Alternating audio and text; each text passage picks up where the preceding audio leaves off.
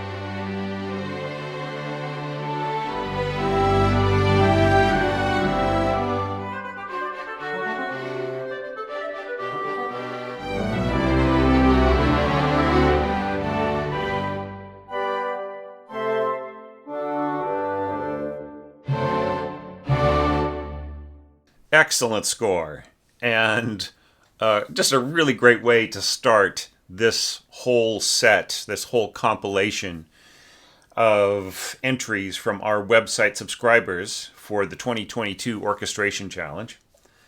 And look, I'm just going to just quickly talk about my health. This is actually my first full six-part compilation since recovering my health that I'm recording, and I'm feeling better, but I've been to the doctor. Prognosis, she was like trying to like not make me feel bad, but it probably looks like I'm going to be recuperating at least for another 3 weeks, maybe even 6 weeks. So I had hoped to have a faster pace of releases going into the end of the year, and might have to just be a little slower. We might have to sort of spill over a little bit into January on our 2023 challenge, something I did not want to do, but I'm feeling pretty good.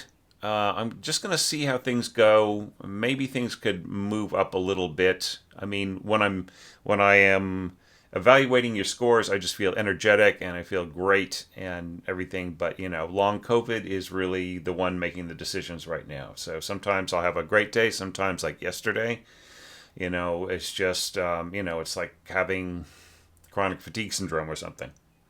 So yeah. Anyways, but I'm going to do my best, and I'm just so enjoying getting back into it, and especially listening to Noah's score here. So, all right. I really love the fact that you marked these stop notes as stopped, right? So, like, that gave us that quality, that snarly quality. So, and then here, like, this is all like pitches that are real easy to access in as open pitches on natural horns. Okay, so if you're going to say horn in C, you've got to say horn in C basso. All right, you cannot just say horn in C, because it could be horn in C alto, right? Possibly. I'm not sure how common that is. Probably really, really rare. But just you've got to mention that it is a basso crook, right? Just to it. I mean, it doesn't matter that it's below the G horn. Okay, so just really make sure that you mark horn in C basso. Okay. Now, like, that was a terrific introduction. I love the dark color of the first clarinet right in there. And I would say, like, I don't know if you really need to say one solo, because like everything is playing together. Do you know what I mean? Like all the players are working together on this, and in no way is the first bassoonist or second bassoonist and second clarinetist when they come in. No way are they going to overshadow what's going on with the first clarinet. So I mean, yeah, it's a solo, but I mean, it's I mean, you don't really need to mark it solo in this instance. I think it's more of a symphonic thing. There are certain solo passages, solo lines given to first wind players and so on, first brass players. So you don't really quite need to mark them. I like the way that this is phrased. I like the slurs on this. I like everything except, okay. So I've been complaining about people not carrying these pitches forwards, right? Because you're basically looking at this single eighth note here, and you're thinking, okay, well that's where the accompaniment stops, right at the end of this beam group, and then this should be completely unaccompanied. All right, so this is unfairly influencing the accompaniment that will happen here. But I think in this rare instance, you made it work really, really well because of the way that this swells and it all sort of works together and then finishes and pulls away. This was a really great example of that working, right? So I would say this would be the exception to a lot of sort of annoyed complaining that I've had about.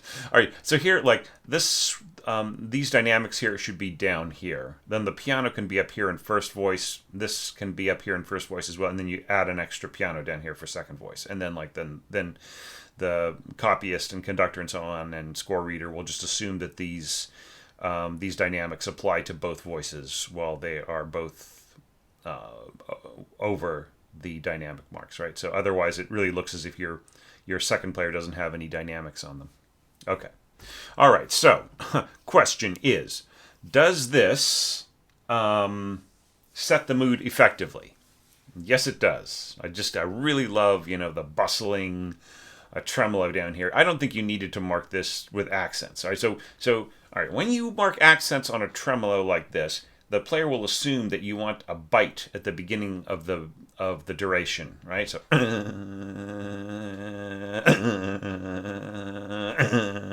so is that really what you want? That every couple of beats? I think you just do away with all the accents and just have it, just all the way through, just really, really soft and in the background. It could even be softer, I think, than just kind of like a hum in the background a little bit. And then this is really nice. I think that this works together great. You don't need to mark the horns down 1 degree. And, as, using this as natural horn and also giving, sort of like by marking the stopped pitches, you are like telling valve horn players that, to stop these notes as if it were a natural horn, right? And then that gives the bite right here at this mezzo forte. Just I think it's terrific. I think it's really, really well done. One of the best intros so far amongst this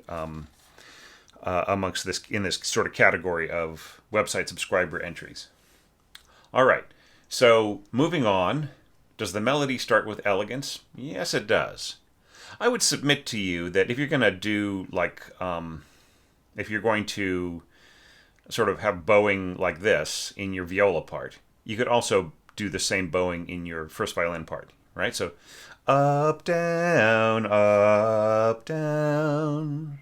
Do you see what I mean? So, and then here, like you're kind of doing this. 4, 1, 2, 3, 4, 1.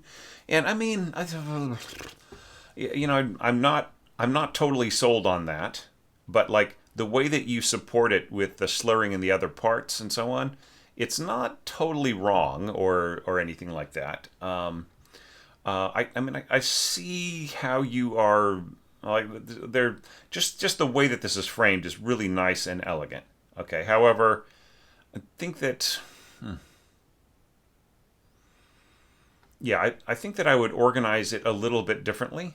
So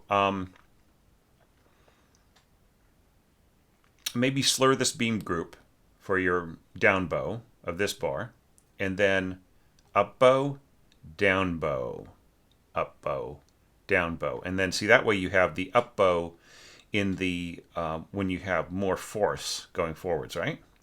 And then this would be all down bow for these 4 beats. Okay. And yeah, like so G, I'm thinking about, so like since this isn't an F, this isn't so weird. Like, so because this would be on the D string anyway, so they can grab that open G, and so this is less acrobatic than I've mentioned before. So bump duddy, and so this is more. I mean, that's one of the reasons why I offered the option of G, because there would be some more kind of natural kinds of positions, hand positions for cello if people wanted that, right? So I feel that this is pretty workable. Peter would probably have. Peter, you're probably watching this, so your opinion here would matter to me. But I think that, like, the whole concept of melody starting with elegance, natural transition to octaves, yes. Expanding without clogging, just really beautifully done with just with this pedal F, sounding F, written C in here. And then the natural flow of the accompaniment. It's all beautifully done, Noah. Once again, such a great way to start this. Okay, so the next concern is contrast with theme, contrast between lines, harmonic support needed, blah, blah, blah. Okay, so yes, like here we bring in the oboe solo voice, right? Oh, just like a couple things. I'm jumping into this. I just wanted to quickly mention, I love the bassoons kind of working inside here with the violas and cellos, right? Doubling that harmonic motion downwards, and then here the flute above. Sort of this is a case where I would say, don't worry about the flute being absorbed into the sound of the violins. That's the way that you scored it, and you'll have the most beautiful shine there if you just leave it alone and let the players decide. Okay? All right, so back to this. All right. So we have the contrast of the first oboe playing their little solo, and then see, like, and once again, like here, you don't need, this is more of a solo than this is, I would say, right? Or as much of, and you don't need to mark it here, so you don't need to mark it there, because of this sort of symphonic character of the writing. And this is a little fiddly, da da da da da da da. But if any instruments could play it, it would be oboe and bassoon, and and clarinet, of course. And I like that you have maintained the leggiamento. I've seen a few, more and more entries lately that have been dropping the leggiamento. It's there for a reason, so I'm glad that you are preserving it. Okay. Now, this is kind of strange that it was on top of it was like, here it's at sort of what they call technique text, that these dynamics, or this expression and this expression text is in the wrong place, right? It should be inside the staff, but that's all right. So yeah, so da da da da da da da, and then da da da da. That's all perfectly done, and then clarinet answering da da da da da da da, bum bum bum bum bum. So contrast between lines is achieved. You've added the harmonic support that you need, and I think that this is beautifully in line. Like I would say that this, this really reminds me. The whole thing reminds me of late Haydn, early Beethoven. Just really, the colors and the proportions. I feel you did a really strong job here, Noah. Okay, so now we're moving on to our next questions: emphatic color of line. Harmonic density, setting up the next thing. Are you going to maintain strength? Are you going to contrast with the dynamics and so on? And here, like, you sort of make it easy for some of your players by having a little diminuendo at the end. Okay, but like, and then you say piano subito. So, so you don't want the second oboist to. All right. So here's the problem. This is first oboe. This is second oboe. Second oboe does not have a dynamic mark on it. You should put this piano up here, right? I would say add a second voice rest here. Piano mark up here, and then piano here, and I'd say piano sempre, right? So that the player knows to not crescendo during the mezzo forte swell of everything else. And I think if you're going to say crescendo to mezzo forte piano subito here, and then you should and here, you should really do it here too. Just make it consistent all the way through. The problem here is that you have this, da da da da da da da da da da da da da da in the strings, right? But here in the oboe, you go, you put in a little diminuendo, right? So it's not entirely consistent throughout. I sort of feel like, you just kind of don't really need that on top so much. Yeah, but I mean, go with your gut. If you feel that this is a better, dynamic shaping to have the oboe swell and then slowly pull away, to kind of fade out while the rest of these lines are being strong, right? Or maybe you're looking at it and you're saying, "Oh, I was going to put that diminuendo in the violin parts." Thomas, shut up. Okay, so anyways, just just watch out for those things. Okay, so just going back to our questions of emphatic color of line, you sort of have that, and like you do like a harmonization of this descending line. So it's economizing. So you are building harmonic density and supporting the motion of the line without doubling the line, except for just in a couple tiny little spots. So that's really nicely done. Okay, I mean, you could easily have like just added an octave and so on, like just had your first violin an octave higher and so on, and then these instruments would be more supporting rather than isolated in color up there. So it's just totally up to you. But I feel that this works really well the way that you've scored it. You don't need to change a thing at all. Try to have your numbers a little closer to the voices, because this is almost halfway between these two staves, so it's just a little confusing. If this were a band score, the two might be thought to be applied to like the second group of clarinets, right? All right. Okay, so this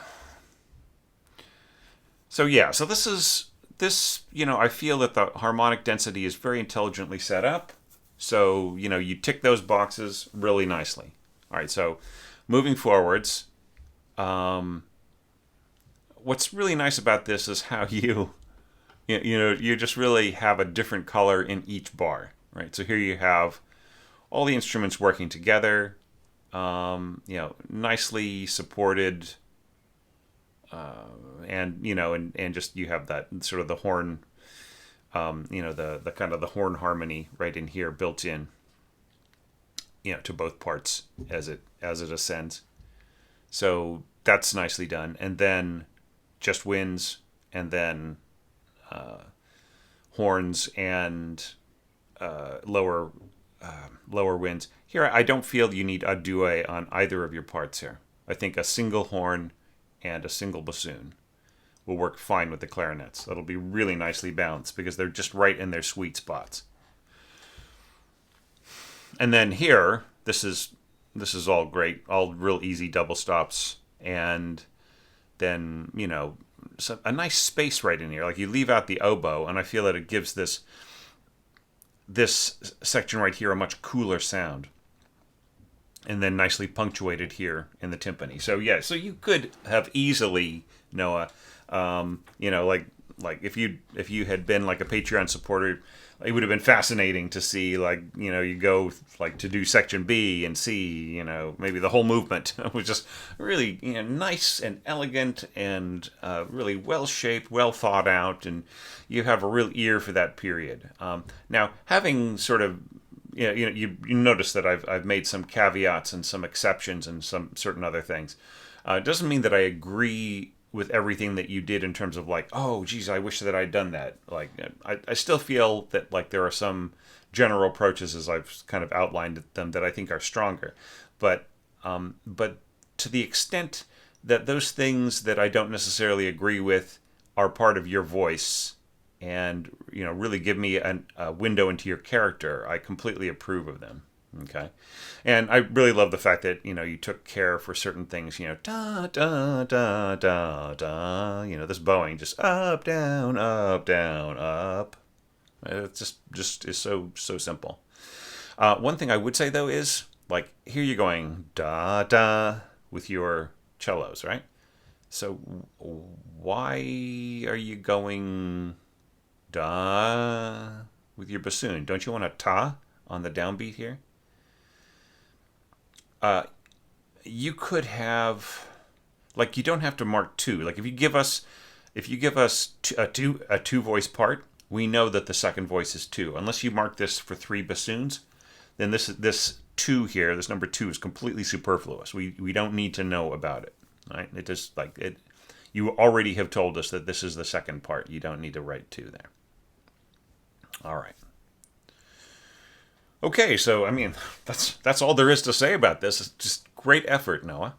Let's take a look at the next score.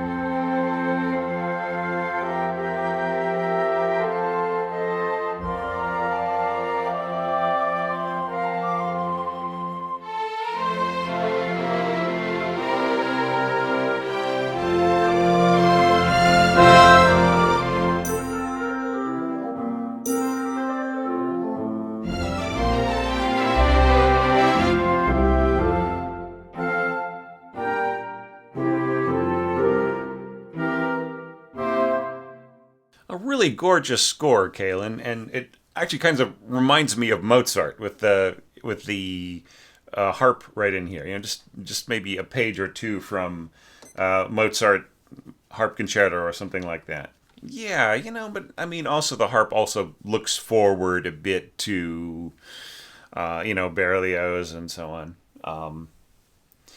Okay, well, all right. There's a lot of really easy fixes that you could make to this. I'd say, I think, like, just to make it like a lot more playable, a lot more easy to hear in certain parts and so on. All right. So first thing is watch out for this trap in Sibelius. Like, incomplete bars like this will often be changed back to bar rests, and that, like, if this is like, okay, so just to show everybody, hang on. So I'm going to change this back to, like, just a plain bar rest. Okay. So if we look at the harp part, look at that. Like, it doesn't understand, right? The Sibelius doesn't understand that this is actually a pickup bar of only one beat going into a full bar. The harpist will read this as two full bars, right? And their part. So it's really, really, really, really important for people to check incomplete bars in Sibelius, especially when you add a new, like, say, if you're working from a template, like the template that I supplied, and then adding a new instrument that isn't part of the template, you end up with bar rests in your incomplete bar, which just drives me crazy. This is something that, Sibelius should figure out a way to, like, not do that. Right? Just like, if there is an incomplete bar, like a pickup bar, it should automatically give you the duration of the pickup, not a bar rest. Okay, so this intro is really, really good. I love it, except for one thing. Okay, you've fallen into the trap that Beethoven set. Like, in his original score, he has like a little F sharp, which in this case, since this is in F major, would be just the key, the note of F. So he's got this little F here in the piano part, and then he doesn't have anything going on afterwards. Now, Beethoven knew that pianists would just leave their thumb sitting on the F and continue to hold, right? So they just, like, neglected to write in this as like a fermata quarter note, right? And then also, as you've heard in some, I hope you've listened to in some piano arrangements of this, after the pianist goes da dum, they'll actually hold on to the A. So they actually have F and A holding down, and then they go da da da, and then by the end they have F A C, right? Okay, but, like, you've actually made things worse, because Here you've got sounding B flat, which it resolves to A, right? But like since you don't have any resolving pitches, it just sounds completely like you're just leaving the listener out there in the middle of nowhere. So if say this were hang on, I'll just go right. So if you just were to so just resolve this to a sounding A. Hang on, I'll put a fermata on that. Right? And then this could just turn into like a border note with a fermata on it. Right? For instance, that would be one way of fixing things. So why don't you get out your file and add that change to it, okay? Just like, and then see what it sounds like. Because look, in all these other instances, you have tied this and you got the fermata on it, and and it sounds really, really great.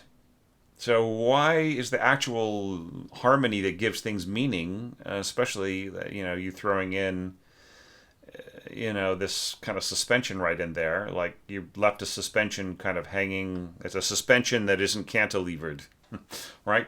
Okay, but the question is, does this set the mood effectively? I feel that it does really beautifully. Like, I mean, seeing as how the harp has such an important role here, just in terms of adding some beautiful, calm eloquence. Maybe the harp could have had a presence here, but just the way that it's scored, it's fine. I would say, it's a good thing that you have got the viola so close to the bassoon. Okay? And it's not necessarily the strongest combination. Like, if you wanted to make this a little stronger, you could have had, like, the bassoons playing in fifths doubled by the violas playing in fifths, right? So on the same F fifth. But the way that you got it here, you really isolate the dominant pitch of the F major chord right in here, just as like that bassoon tone kind of getting into the tenor clef range with the first bassoon, right? But you said, oh, we'll keep it pianissimo. All right, well, okay, that sort of works. Okay, now here we have got the flute melody doubled by second clarinet. Da da da da da ba. Yeah, and just like, look, if it's gonna go da da da da da, why can't the second clarinet go da da da da dum, just an octave low, or just go da dum, rather than just da? It's already like, this is already old by the time the first flute is resolved here, right? Has resolved the suspension down to the median. So at the very least, you should go da-da, right? So just have the same exact timing as this down to the sounding A, written B, and then just hold on to it and hold it into the fermata. Same with this pitch, this sounding F, right? So the same thing with this pitch right here in the second flute. All right, but then like the stuff in the middle, more or less works. I mean, it's like, see here you have got this enclosure of second flute inside the two clarinet parts, and it's not the most optimum thing to do with that voice. Here's another experiment for you to try in like, remember I was saying, like, just start a new file, or just take this, make a copy of it, and then on the copy do some of my suggestions. Here I would say, try it the other way. Just turn your swap these voices. So first clarinet change to second flute change to first clarinet, and then tell me whether or not you think the two, how they balance better. They really will balance so much better without that interlocking harmonies. Okay, well, I'm spending a lot of time on your intro here, but that pretty much answers that. Now here, think about the bowing. Like here, you are starting the melody with elegance. I think it's a lovely way to do this. Now, just as long as you're aware that the first flute will get absorbed into the sound of the violins, and this real kind of late Mozart, early Beethoven kind of sound. I mean, that's its job, right? So think about the bowing. Do you really want to go up, down, up, down, up, down, up, down? I mean, it's just too weird. What if you were just to go up, down, up, down, up, down, up? Slur this with all parts. Up, down. It's just like you just get so much more control from the bow, and it just more so much more articulate. You get a nice up bow here pushing into the crescendo. It just makes much more sense. And look at how you're dividing the bowings for the viola, right? Just do for the viola do what you did for the viola on the first violin part. Now I'm assuming that you actually meant portato here, right? All right. Is this what you meant? And same thing here. Did you mean this to be right? Did you mean this, perhaps? Because that way you get the Okay. Now, if you do not have the slur over it to make it portato, which implies a certain kind of pulsing or separation between the pitches, you get this sort of zoom, zoom, zoom. You get like really long bows, even though it's piano.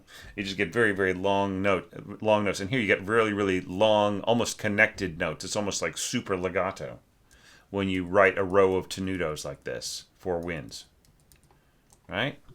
So maybe you meant portato there. Okay, and I think that if you did mean portato, then I would say that you would have a natural flow to your accompaniment. Okay? And you would be expanding without clogging up. But the way that it's scored with all this tenuto bassoon right in here, yeah, it's kind of gluey, right? It lacks a pulse, right? So as opposed to, right? So this goes Okay, without that it's right? So the tenuto, what the tenuto does is it makes a sort of a box-like articulation, right? It starts the attack starts the note maintains the same level, and then the attack sort of like keeps it's kind of just like interrupting the airflow, ta ta ta ta, but the pressure is staying on, right? So yeah, it just ends up sounding really, really connected when maybe you wanted a pulse, right? It almost feels to me like this is something that you feel would happen in a piano part, right? But it doesn't make any sense in a woodwind context, or makes less sense. Okay, so with those caveats and those additions, those changes, I would say that this is elegant, that the transition to octaves is nicely done, that the expansion doesn't clog up, and that their flow is natural. Right. So that's what I would say if you were to turn this into portato. One thing I don't like about Sibelius is just a little mention here. So notice how nice this is when you have this reversal of voices. This just doesn't look good at all.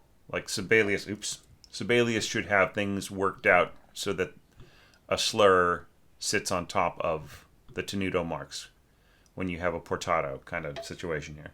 All right. Which is just the way it is in all published editions. Okay, so and just to say you're scoring very, very conservatively for natural horns, right? So horns in F, trumpets in C. I mean, these could be natural horns and natural trumpets, or they could be like piston trumpets and valve horns, right? It doesn't really make any difference. Like the context is not really all that clear. All right, so one last comment here is the harp is kind of out of balance here.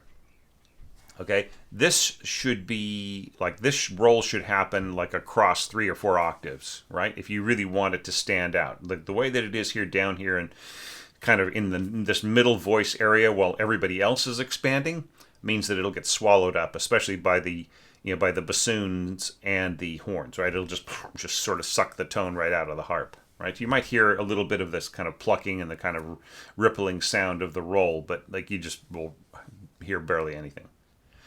Okay, so as far as this is concerned, leave it up to the harpist to mark this, and as far as let vibrate, if you want to think of it in English, just write out how long you want it to last. Okay, so if you want this to last for for 3-4 beats, then just do a tie. Oops, sorry, I'm on the wrong part of the keypad. So so just do something like this. If this is the duration that you want this to last, then that's just mark it like that. Okay. Yeah, because this is just kind of unnecessary. And the same thing with the triangle. Just mark the duration you want for the triangle. It'll probably die out before you get to the end of the duration anyways, right? I mean, yeah, I mean, look what you got happening here in the clarinet, right? So it just feels like the harp should be that long too, perhaps. Okay, now that all leads to the whole concern of contrast with theme, contrast between lines, harmonic support needed. So I think that this is just beautifully eloquent, the way that you've got the harmonic support in the harp. Now, all of this should be louder. This should be marked forte. This should be marked mezzo piano, right? And then, I don't think you need to pussyfoot around here with your second clarinet and your triangle. I think everything should be marked piano except for the harp, which should be mezzo piano. Okay, they'll balance. Now here, this job should be given to the first. All right, it should just be first clarinet throughout. Okay, like you just really only need one clarinet player for this entire thing, because this is going to get swallowed up into the second violins. So, and the players they've got the instrument in their hand. They are warmed up. They're ready to go, and they could play this standing on their head. So why shouldn't the first player, the strongest player in the orchestra, continue to play? Right? And then as for these, excuse me, clarinet, I meant to say oboe. Sorry. Yeah, so oboe, and then you have to excuse me. I still have a little bit of brain fog, and I can sometimes overlook little bits and pieces. Yeah, and this note here, I would come in with the first. Okay, so first clarinet, first oboe, and then continuing on, you go to a due here, and then changing to second and first clarinet, and that's all really clear. Okay, and then don't change to second oboe, second oboe. Just stick with first oboe. All right. Okay, so they got the instrument in their hand. You just need one oboe for this score the way that you got it so far. All right. And first, you want your best player on this, right? Best player, like first, everything first. Okay, but the contrasts between the lines are really great. The harmonic support from second clarinet and harp are just absolutely beautiful, gorgeous. I love this little B flat right in here, and then this slow like this, A, F. It's nice. The F is not really going to add a lot because you got the pizzicato here and the arco cellos on the same sounding pitch, and so it's just really going to swallow up. And this B flat in here, that's just really not necessary at all, and neither is this, right? Yeah, don't tell leave the harpist to do this. Let the harpist do this too. All right, you don't need to mark. You don't need to mark their pedal changes or anything. Just save this diagram for when you've got a glissando. But I mean, you should still work out, more complex harmonic changes for yourself to make sure that they work, and then just leave it up to the harpist to do. Now, if you are preparing a score for like a show, like a traveling show or something like that, where just rehearsal happens the day of the there's just one rehearsal, it's the dress rehearsal. Or the tech rehearsal or something like that, and then you play, then you have a harpist mark the part for you. And then that is what you take on tour, right? Or what you have published. Okay. Right here, have your... I love the idea of having a destination dynamic. Have the duration inside the bar line, okay? Okay. And that just takes us to the whole question of emphatic color of line. Yes. I love the octaves right in here. It's something I was suggesting or just pointing out with the last part, not really saying to do or not to do. This is nice right in here, Han. Just this is really cool in here. The harmonic density. It's very simple, but very, very effective. The way that you have it scored. Yeah, you know what I mean. Just trust your first players. I mean, this you only need a single trumpet in C here, and yeah, just have your first player play this. It's fine. Okay, and same thing here. Just have your first player do their job, right? They're leading their little section. Okay, so you're setting up this push here, and I'm not sure that I like this. Da da da da da da da da da da da da da, and then diminuendo to pianissimo. I think you should just end piano subito with everybody else. This is weird. Okay, watch out for your copy pasting. All right. All right, so it should be mezzo forte by there. That's fine, especially with pizzicato. All right, so everybody should have piano. This doesn't need piano subito, but piano subito following the mezzo forte, right? In all these string parts, not diminuendo to pianissimo, right? So, like, because this is going to hit really hard, and it will sort of spoil the balance that you've got here, really beautifully worked out in your oboes and so on. Yeah, and by the way, this is just like one of the strongest parts in the entire arrangement is this harp scoring right in here. Okay, and I would just say maybe piano arpeggiando, and then you could just skip all the. Hang on. Just write this.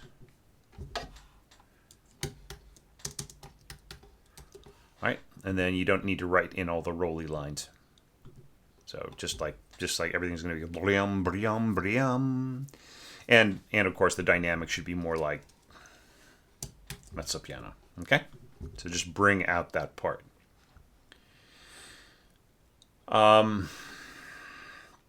Yeah, so just all firsts here on the single notes. Yeah, just keep it. Let the first player do their jobs. They are leading everything. You want your best player when they especially when they're exposed and unaccompanied, right? Or lightly accompanied. Yeah, and this is all really cool here. The keeping the pizzicato going in between the harp, the little bits of harp. I mean, it's not quite a solo, but might as well be. It should come out of the music. So I think that this is the best part right in here, and I feel like the wind scoring and everything, just the light touches of strings and the harp, that's going to the harp is going to pop here, right? If they're just and just that elegant sound really kind of justifies its presence here. Just these two bars, and then of course like this will also work fine. It needs to once again mark everybody should be piano, harp should be mezzo piano. Here, this mezzo forte, the harp should be forte, and the roll should be bigger, just like cover a lot more ground, rather than just 2 octaves, like an octave here and an octave there. You could ripple up to you could go all the way up to this high E, right?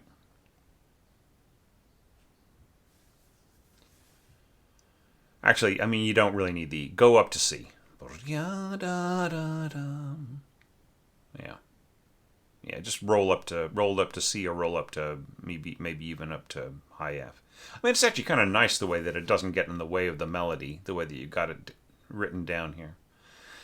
Yeah, but one way or another, something needs to happen to bring it out just a teeny bit more for my likings, for my perfectionist likings.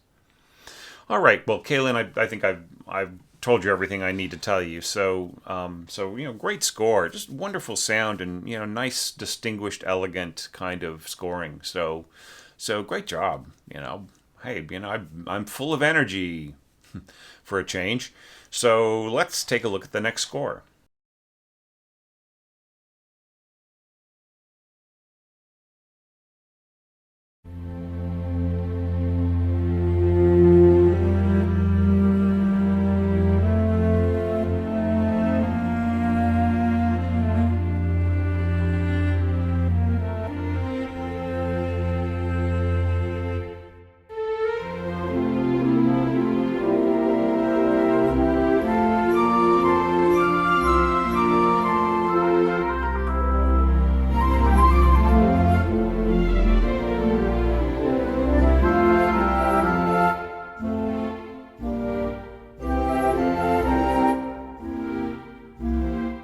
So cool, Yoav. Yeah, like another great score. Okay, so let's jump back to the beginning here right away. Okay, I love this cello solo, but one thing I gotta say is, don't you want the first note of the melody? Da da da. I mean, what's wrong? What's wrong with playing a C?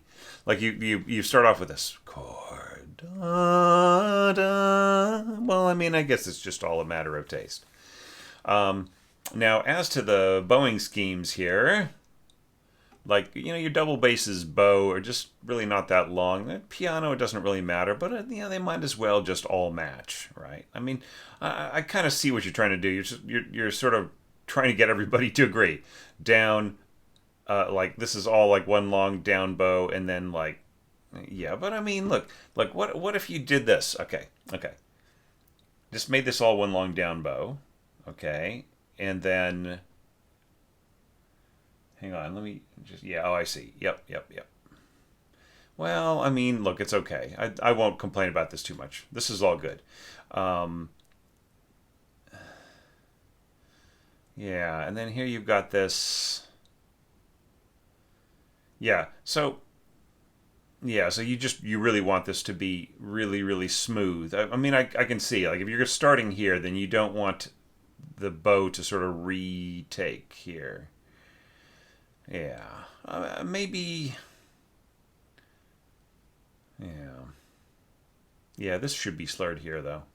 Maybe I don't know. No, because anyways, I'll just leave it to the players to figure out. But but I mean, like you have an approach here. It's all right. I don't agree with all of it, and I would need to work on it a little bit more on my own. But it's still pretty damn good. Okay, all right. So the problem is really not so much in these accompanying parts. It really is in this. Do you really want to go da da? I mean, because like if you listen to the mock-up, that's not what the mock-up is playing. The mock-up is actually breaking this slur right here on the downbeat, right? Like the mock-up is saying, "Ah, that's too long for this cellist." I think you could go da and then down up. I think works a lot better. This is lovely right in here. The suspension above resolving in the first violins. I mean, it's just really strong scoring, and I like the fact that you wrote in or wrote out, I should say. You wrote out the turn, so just like the players got absolutely no, like there's no question about what to do there. So I mean, you could have added a little bit of nuances here just to kind of guide the player. Also, pianissimo in the double basses too, right? So just everybody pianissimo except for your soloist. So this is a solo, right? Because it is a solo cello, right? It's just a single player, and it's being played in a really soloistic style, as if it were like the beginning of a concerto. So here I'll grant the word solo. But you don't need to capitalize these words. Like just small s solo, small t 2t. All right, don't give the player too big of a head here. Okay, just one other thing is like, okay, up, down, up. I would say down, up, down, up. I think it makes a lot more sense, rather than just putting all three of these beats at adagio cantabile, with the player wanting to have their own kind of free will, their own way of interpreting, right? So I think it's just better to just go up, down, up, down, up, down, up, right? So just divide this into different slurs. I'm not saying to put in the actual up bow and down bow markings, but just to plot out your slurring. Yeah, and then here, do you really want, speaking of slurring, to go on to the next thing, and obviously, I think your interest sets the mood effectively. Do you really want to just go up, down, up, down, up, down, up, down, up, down, up, down, up, down? I mean, do we really want that just really kind of, just really mechanical back and forth, right? I mean, you just start so beautiful and smooth and legato and connected. maybe down, up, down, up, down, up, down, up, down. Right, because here you're just like, this is all so legato in the violas and cellos. It just doesn't like it. This doesn't feel like it matches this. Now you add the slurs the way that I've described, then I would say melody starts with elegance, right? It's a little choppy just with the down and up bows the way that this is. Maybe you're thinking again, saying, "Oh God, of course I was going to put that in there." Now Thomas is just blabbing about it. And here I would divide it the half bar too. I would say slur this and then slur that, right? So da da, and the same here, da da. It just like works better with the bow. Just like there's just more control. They've got more bow length to work with, and if the conductor just sort of like leans into it, they've got more bow length to to throw in a little spontaneous crescendo here and there, which the conductor might very well want everybody to lean into this a little bit, just to get a brighter color from your winds. And speaking of winds, like, do you really want this to be ta ta ta ta ta ta ta ta? All right, for everybody who has been listening to me about how winds get absorbed an octave higher than strings sometimes, this is an example where because the motion is in thirds and it's going up into it's descending up into the high register of the flute, there's less of a chance of that happening. Not a zero chance, but yeah.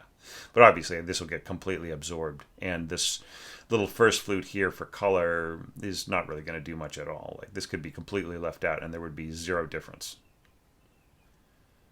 Yeah. Yeah, as to these clarinets, this could be done portato to get a smoother sound, and I would not have your bassoonist go. Do you see what you're doing? You're just like making this player just kind of, just maybe you're a bassoonist. You're saying, "Oh, I could do that all day long." But I just feel that it would be better to have this match whatever slurring you have planned for your cellos and violas, right? If you go to half bar slurs on this, maybe you do a full bar or half bar slurs, or beam group slurs kind of thing approach of this. One thing that I think that is a little weird is that you establish the presence of the bassoonist as sort of helping things out, and then you drop it out right in here. And I think that this could expand without clogging up by not dropping the bassoon, right? And then it would be way easier on the player if they didn't have to, play these really, really long slurs, and just like maybe do one per bar and then just continue on helping out the viola. All right. Now there's one little problem that you may not have thought of here, Yoav. And so just like all of those changes that I suggested would make the melody continue, start with elegance, naturally transition to octaves, expand without clogging up, blah, blah, blah. Okay, so those criteria are, would naturally occur with those small changes, right? And this also could be slurred to, yeah. I mean, obviously, winds could do this all in one slur, right? But divide up the strings into at least half bars, and don't just go, don't chop wood here, right? Just go down, up, down, or down, up. All right, one thing that I'm not totally in love with is the way that this sustains going into the next part, right? With this, so there's kind of like no elbow room for this this oboe soloist, right? Like they're kind of playing against a background which suddenly drops out. Now you sort of compensate by having the horns play in here, but the horns get a little bit swallowed by the context of everything else, especially this low C here and the double basses. It's taking up a lot more room than you think, which I see, like, you sort of mark everything up a little bit, mezzo piano, but you didn't mark your strings up mezzo piano, right? Perhaps they're a little bit more powerful in your sound set. Okay, but I mean, I would just say that, like, in this context, really, like the horns. Yeah, I mean, it just depends. Like you've got so much going on in terms of accompaniment that like the horn part really, I think, needs to be more backgroundish. Okay, so I would leave this at piano. Okay. So, but does this contrast with the theme? Yes, because you're bringing in solo oboe for the first time, and then here, like you've got unaccompanied, or not unaccompanied, but you've got exposed bassoon here, right? And that's very cool. And then here you've got clarinets working in harmony with the octaves of first violin and first flute. And once again, like here is the danger of the flute being absorbed a little bit by the violins. And I mean, you can get around that by marking it up, which I'd prefer you didn't. Marking it maybe solo, but then like it's really not soloistic, right? It's sort of more symphonic. So, I think in the context of this oboe having played an audible solo, then the first flute will be more motivated to stand out. A lot of this is psychological, right? But like you just have to know what's burned, what's soaked into your parts by the way that you scored them. So, all right. I don't really have a big problem with all of the harmonic support that's in here. I have a problem with this contrabass, 5-beat tie. I just I feel that this wrecks a lot of the momentum because like this is supposed to be leggermente, which you left out the leggermente thing. You should not do that. It's the character of this is leggermente, right? So you have to write that in for all of everybody who does 16th notes right in here. All right, and this is all doable for the horn. This will tend to stand out though, especially like as it rises up. And it doesn't need to be slurred. It's fine.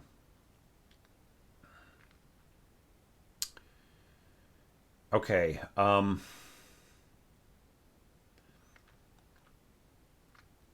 Yeah, I mean, I would actually be tempted to have you break the slur here, both of these times with the flute and the clarinets here and the oboe there, and just so that you have a strong downbeat like ta ta ta ta as opposed to ta, right? So like there's like nothing, there's no way that they can add any emphasis to the downbeat here except with their gut, right? Or just the pitch, right? So you kind of lose that. If you're going to have this bowed here, it almost like just begs for everything else for any instrument playing the lick to also come in on the downbeat with a new slur, I would say.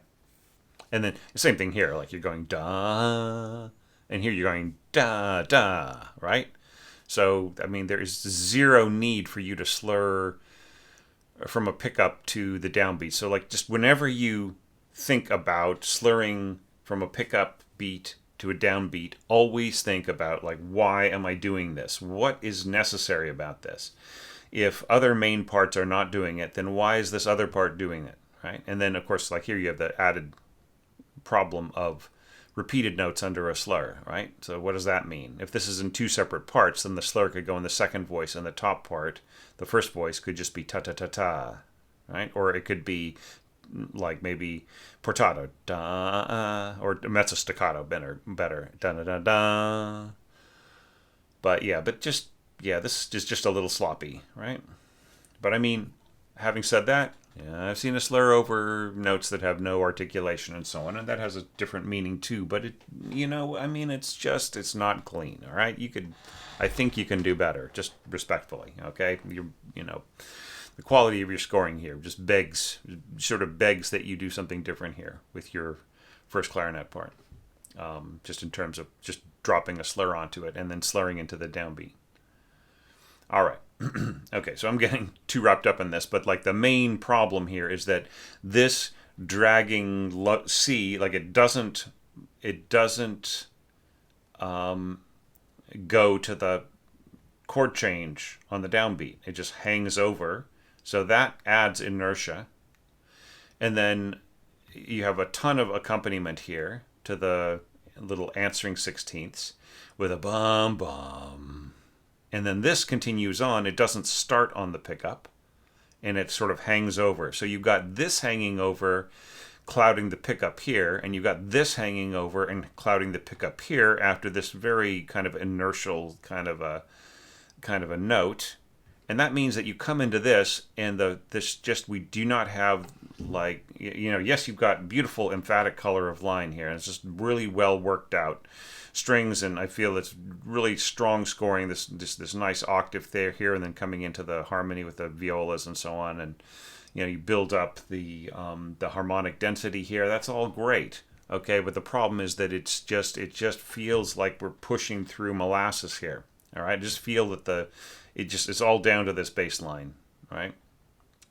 And I mean, of course, and also this not ending just on quarter notes and just leaving a rest here so that a new clean texture can start, right? So the same thing here, like the sense of a new texture starting, right? Like, is there a contrast between this stuff happening and this stuff happening? It just sort of all kind of smooshes together in a way that I feel like, there's so much elegance to your scoring, and just, it's just this bass line is and these half notes are tripping you up. Okay, I feel. But then we get to here, and this is all nice and clean. You just have all these separated da da da. And by the way, the bowing here is nicely worked out for these strings. Yeah, and the horns. Yeah, it's this is really beautiful. And then you're just going down to lower winds and strings, and then kind of the answer, call and response, and so on. Okay, so like strong on for its own sake, but problems in the bass right in here. Nice, elegant with some of those changes that I mentioned, and just absolutely gorgeous at the beginning. Okay, so what is another big problem? You have almost zero dynamic markings here, and maybe it's a situation where you just ran out of time, and if so, I completely respect it. But what does it say in the piano score? Crescendo, right? Crescendo to a subito piano, right? Da da da da da da. That's what Beethoven wants in his piano score, and what I've of course told people to do is they could continue on and be loud here, and then contrast to soft and loud and soft, which is something that Beethoven might have done had he orchestrated it or arranged it for string quartet or something. Da da da bum bum bum dun dun dun dun dun. See, it's built right into the way that you've scored it. And here you push from piano to mezzo piano. But I mean, look at the dynamic level of everything here, and it's either piano or mezzo piano, right? So I just, don't be afraid to get loud, all right? Just because the colors are just gorgeous, right? This could be mezzo forte or even forte right in here, right? You could be mezzo forte by the time you get to here, right? Or crescendo into mezzo forte and then forte here, right? So I just think you were kind of limiting your color. It's maybe comes off as a little too cautious, a little too stuck together, right? So, but everything else, I mean, just aside from all of that, the proportions, the imagination, the intelligence with which you're scoring the soul, it's all great, Yoav, and I think you should really feel proud of this. All my pickiness aside, I mean, if you were a fully formed orchestrator, you wouldn't need me to comment on your orchestrations, right? But this is just great to have this conversation with you and kind of look at what you're doing. So wow, I mean, wonder what you do with next year's score. It could be really, really, it's a completely different vibe, but your imagination and your spirit, I think, would work with it very, very well. All right. So really nice work. Hey, we're halfway through this, and I still have plenty of energy. So let's look at the next score.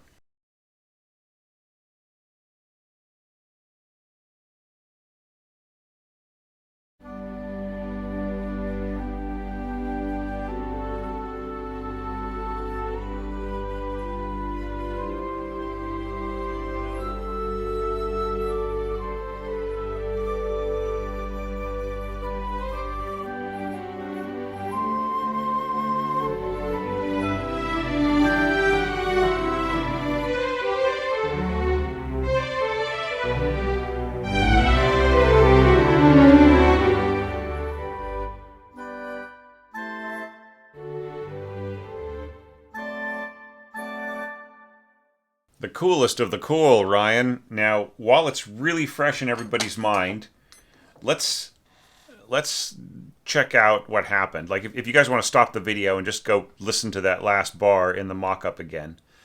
Okay, what's happening here is the way that you have stacked these harmonies, Ryan, gives it like a really, I mean, yeah, it has this very kind of piquant woodwind sound, but it also has a bit of an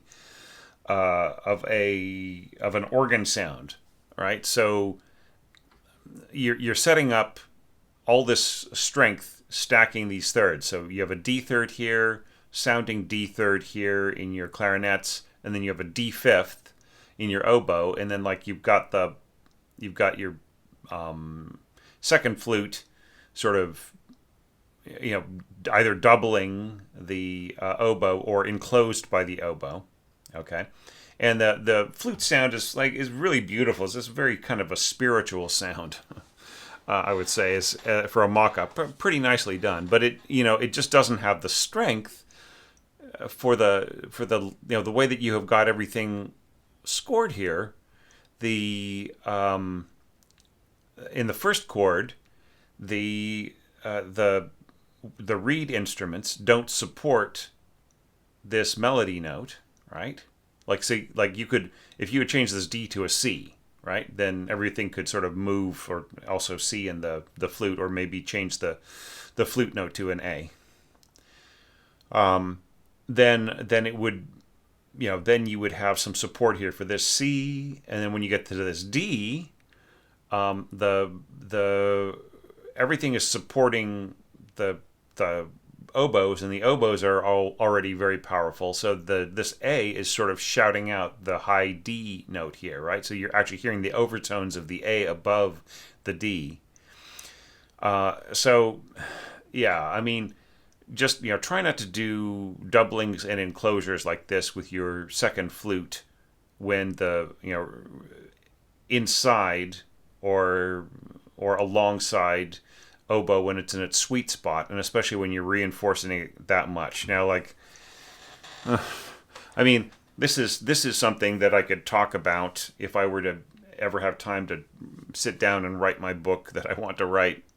I feel like my tips books are just, that's just extraneous information that I've collected through the years working with players, and of course that's valuable. But I feel like if I were to sort of leave a mark on the world of orchestration, it would be if I were to write my book on texture, balance, and function, and this would have to be one of those things, like when you talk about the implications of, how stacking harmonies in winds, for instance, will blot out, a single note playing the melody, right? So this is the kind of thing where you sort of want more instruments harmonizing together on the melody in order for the melody to stand out more, right? And just a little bit more support, and watching out for having, like, especially working with sound sets that have very, very powerful notes. All right, so I'm spending all my time talking about like the last bar of your score.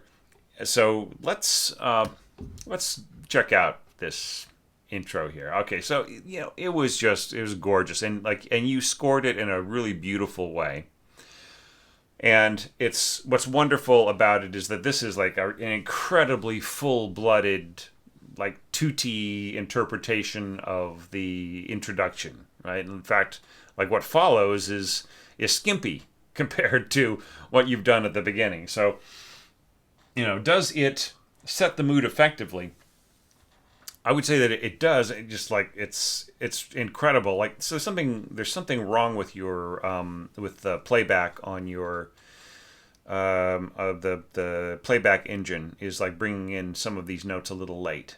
I don't know if people go back and listen to it, but yeah. I mean, there are still problems. Like, for instance, I don't think you need to go a duet here with your flutes and oboes. I think it's just going to be a single voice. And the same thing with this bassoon note. This G down here, this could just be like, that could just be a single note. And then here, like this horn in G, that is basically playing in octaves with the bassoon. And so, I mean, you've already got the cello on it and so on. So, I mean, you kind of don't really need to have of doubled bassoons, doubled bassoons, doubled bassoons. Sounds like a contrabassoon, but yeah. So I think that it's fine the way that it is right now. But I mean, if we look at the the implications of this horn part here, we can see that it is kind of doubling up what the oboes are doing here, right? That's like that. It's the same pitch, and you've got that. So you've got this really incredibly rich tone here of your a deux oboes and the horn and the first violin. So like who is the loser here? Is the oboes, right? They just get so totally sucked up into the sound of the horn, right? So, but I would say like you might be thinking, well, that's why I want more tone weight here with a second oboe, but that just sort of complicates matters. I think it would be better to have a single oboe enriching the sound of the violins here, plus the first horn, and I think that you'd get a beautiful blend there. You don't really need the second oboe at all. Now, what you do need is you need the turn, right? Da, da, da, da, da, da. I mean, it just sounds so weird to have the turn in the lower voice, but not in the higher voice. I mean, what's that all about? And then you don't have the turn in the oboe either, right? Or in the horn. I mean, you could sort of leave it out of the horn. I could see that, but like not in the I just makes this turn feel so weak. Now I'm sounding like Uncle Roger, so weak. Okay, yeah, and then here you've got like you split a voice and then you put one on this. So by the way, if you're gonna say Arabic number 2, Arabic numeral 2 flutes, then this is part Arabic numeral 1.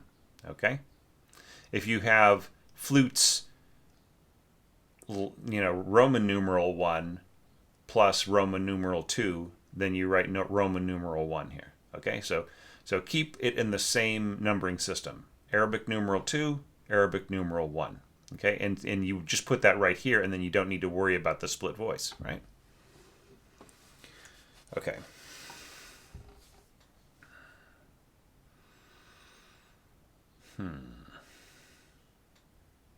And like right here with this 2-voice writing, I would be tempted to bring in the second voice rest here, right? So you just have this, slurring to first voice, and then second voice rest here, and then you have both voices continuing on. I just think that that's cleaner in terms of score reading. Okay. Alrighty. Well, I mean, does it set the mood effectively? It does. It's incredibly thick and rich, and it's nicely scored. But the only thing that I could see which could possibly be a problem would be first horn kind of taking over the sound right in here, because it'll be much more powerful than your mock-up says, right? I mean, it would be almost better if your horns were like working lower, but you are trying to play by the rules here, right? Like you have given us natural horns, and like except for this B natural here, you have not really given us any stop notes there at the beginning, and then continuing on, we have another B natural, but like it's just completely like, see, you're totally playing within the pitch set, right, of open notes as much as you possibly can, right? A couple of B naturals don't really matter that much. Famous last words, right? Okay, but yeah, so I think that this is nicely put together, just so long as you're aware that it's going to be incredibly rich. I mean, I think that's what you want, right? And then there was some way of adjusting your mock-up so that there was more of a gap after the fermata, right? If, like, say, if you're going to show it to somebody, that would be great. And then, like, once again, like, same thing with clarinets. If you're going to go to clarinet 1, Arabic numeral 1, right here, get rid of the second voice rest. Same thing here with your bassoons. Okay. All right, so the next question is melody starting with elegance. Da, da, da, da, da, da. I mean, so it's a really similar problem as we had in a previous score. Do you really want this to be so choppy? Up, down, up, down, up, down, up, down, up, down, up, down, up, down. Like now you got like all of the natural, because you put this slur in here. all of the kind of natural bow directions are all messed up, right? So even if you're gonna stick with completely separated bows, then this push right in here, it just sort of screws up the bow direction. I mean, which is easy to fix for the player. They just probably go like, up here, and then down, up, and so on. All right. But I mean, do you really want it to be that choppy? I mean, for your winds, you could just have like nice big gorgeous slurs over things, right? You could have your flutes going da, or maybe put some more juice, on the or more punch on the downbeat. Ta ta ta ta. You see what I'm saying? Like, it just is very, as opposed to ta ta ta ta. Oh, actually, you slur this. Ta ta ta ta ta ta ta ta ta ta ta ta ta. Yeah, you see the problem there? Just like thonk, thonk, thonk, thonk. Like everybody's just, and then here, like with your viola, you're going, right? So, like, you add some slurring, maybe slur in your string, slur on a half bar pattern. Maybe this could be like a slur over portato notes. Like, so just give these guys tenuto markings and then one slur over that, so it goes So that's a good strategy with repeated notes to make them as smooth as slurred notes. And then just everything else, like slur on the half bar, right? And then you get this just beautiful, smooth, elegant sound. And then this sort of ta. Don't you want a downbeat here? Ta ta. As opposed to ta ta ta ta. I mean, this once again, it's something I artistically disagree with, but I mean, I'm not going to say that it's wrong or anything. So I would say if you made some of those changes, had more slurred parts, especially in winds, and just like not so choppy on the strings, then I think that this would be definitely melody starting with elegance, natural transition to octaves, and a natural flow if there were slurs on the viola. Okay, expanding without clogging up. It's actually kind of nice. I like this thunk, thunk, thunk, thunk. This is, you could have also brought in horns too. But I feel that this works exactly the way that it needs to. And you've got this nice sort of triple octave working in here. It's very, very beautiful classical sound, just naturally classical sound. Okay, just ignore, if you hear a cat meowing, they want to come in so that I can let them out again. So just ignore. Contrast with theme. I mean, it kind of doesn't, because like you've got so much of an orchestral sound, with a lot of string, a lot of juicy string kind of resonance and so on. But one thing that is on your side is that you don't have harmonic support at the beginning, right? I mean, you have a touch of it here in double basses. I don't see why you want to go da da da in your cellos. I mean, it's doable, but it's just kind of fussy.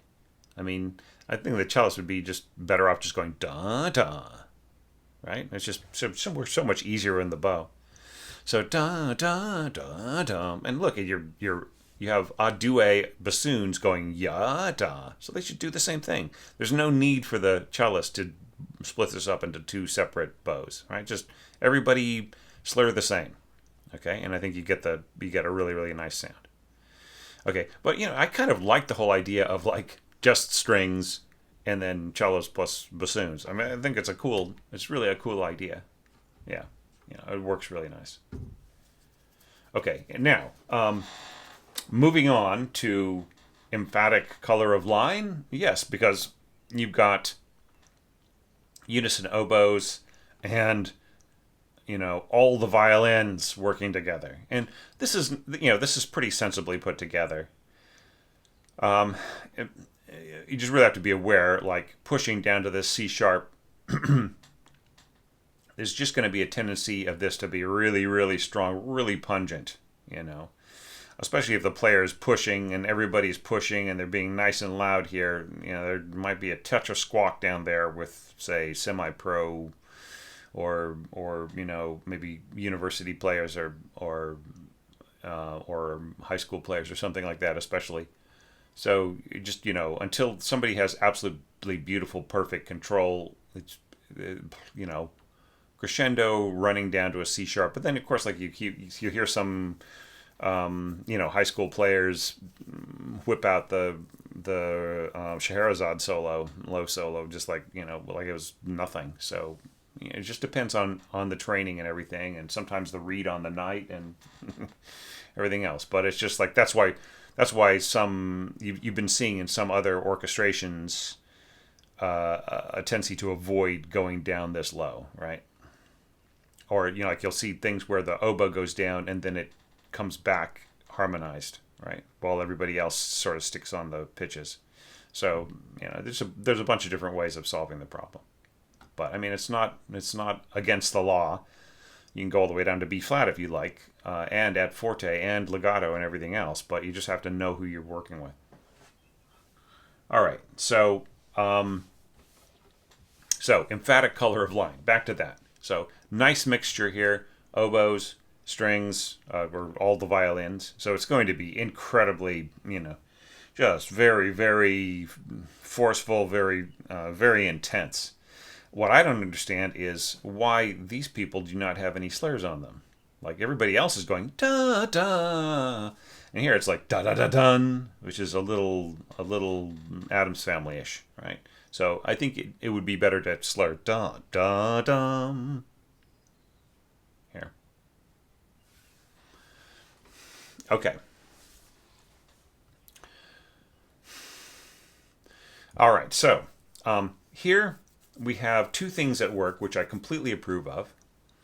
You've got the and this might have been, I don't know if this was influenced by watching the Pitfalls or not, but like you have that whole classical era practice of harmonizing behind motion in the strings, right, behind the string part and inside the string parts, right? And that works great. I love the way that the bassoons are helping out the violas and the cellos, I should say, not the violas.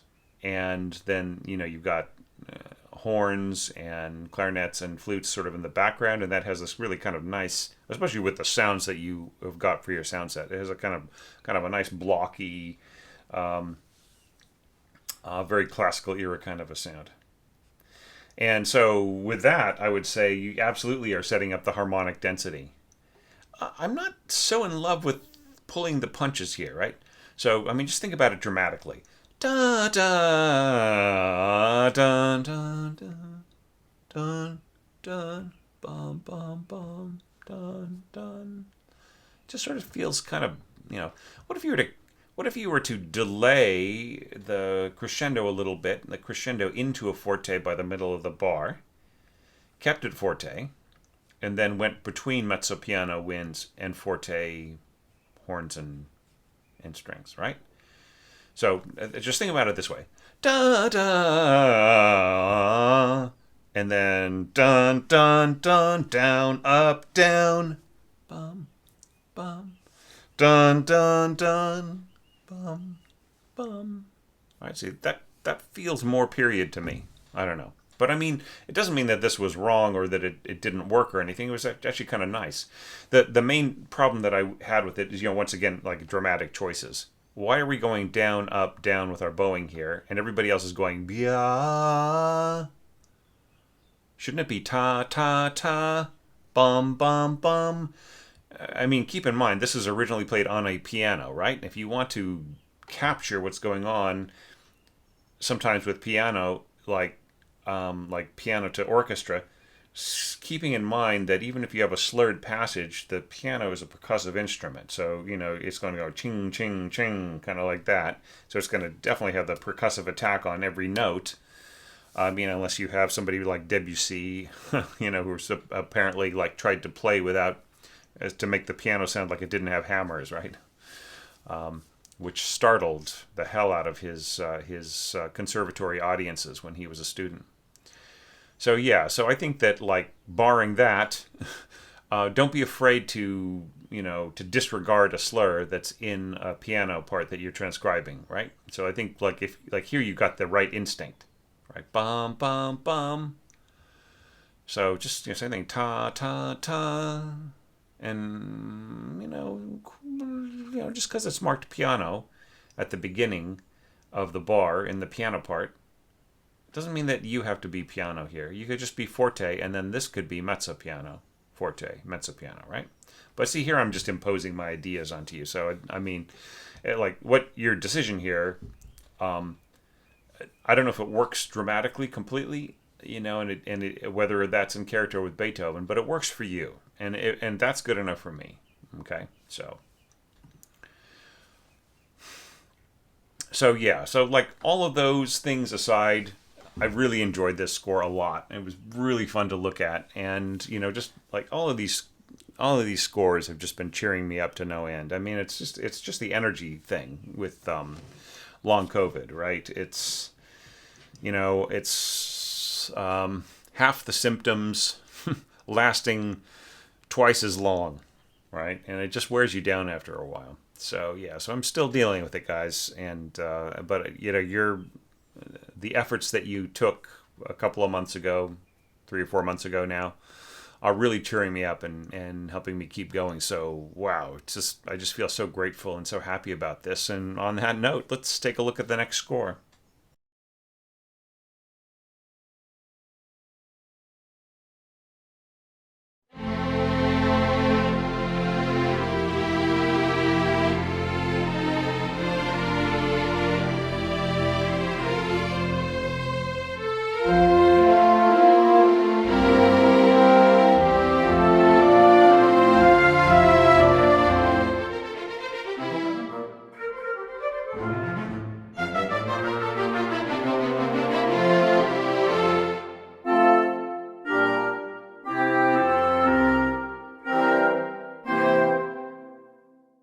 Wow, that was great, Robert. I mean, it needs some proofreading. Okay, like for instance, we got. I mean, you were taking all these pains to let us know that this was first flute without actually writing in the number one, which is just the easiest thing to do. But you didn't tell us what dynamic this is, right? It's almost like something you need at the beginning. It's like almost like a capital letter at the beginning of a sentence for scoring music like this. All right, so yeah, and then like following a time signature and tempo change. Sometimes it's good to just write in new dynamics for everybody, even if it's the same dynamic. Yeah, and then crescendo, like crescendo to what? Like how big is this crescendo? Right. I mean, you could hear the flute really clearly in that mock-up, right? And the reason why is because Sibelius presumes if you don't give it a dynamic, it'll give you a mezzo forte, right? So, I mean, it'll just assume that you mean mezzo forte. So everybody's like playing along at piano right in here, but like the bassoon and the oboe and the flute have not been given any dynamics. So like they really stood out, right? So then finally you tame things a little bit, but yeah. Now this crescendo here like doesn't it's not going to play back at all, right? So if you want the text crescendo, then do this. Okay, give yourself like a regular hairpin, and then hide it with Shift Command or Control H. All right, and then the mock-up will behave in that way. Right, it'll give you a crescendo until and then here I would say piano subito, right? Because we're suddenly dropping back down. Now those things were taken for granted back in Beethoven's day, right? That just the fact that things would be subito, going back and forth between terrace dynamics. It's because they were coming out of the era of like organs and harpsichords where like you would open up another stop, sort of. It was just the same as an organ, like you were opening up other strings and other, like sometimes you would have a mute stop playing along with your regular stop, and just there's all kinds of crazy stuff happening with some harpsichords, almost an orchestral sound. if you ever listen to Luciano Segrizzi, his interpretations of Scarlatti